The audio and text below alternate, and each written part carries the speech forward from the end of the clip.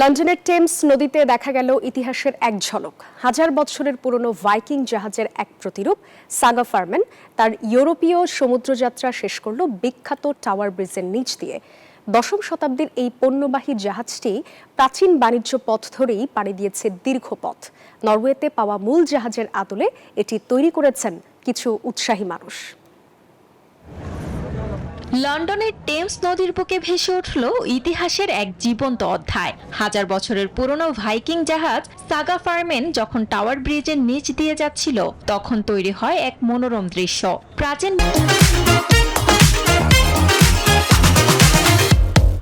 বাণিজ্য পথ ধরে ইউরোপ পাড়ি দেওয়ার শেষ ধাপে লন্ডনে নোঙর ফেলল জাহাজটি।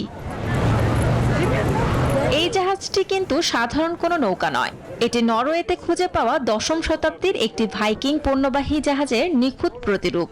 মূল জাহাজটি অনেক আগেই আবিষ্কৃত হলেও 70-এর দশকে সেটিকে মাটি খুঁড়ে বের করা হয়।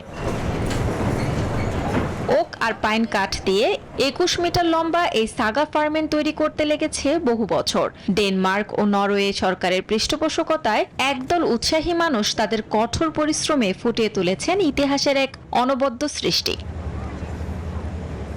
Desk report, news 24।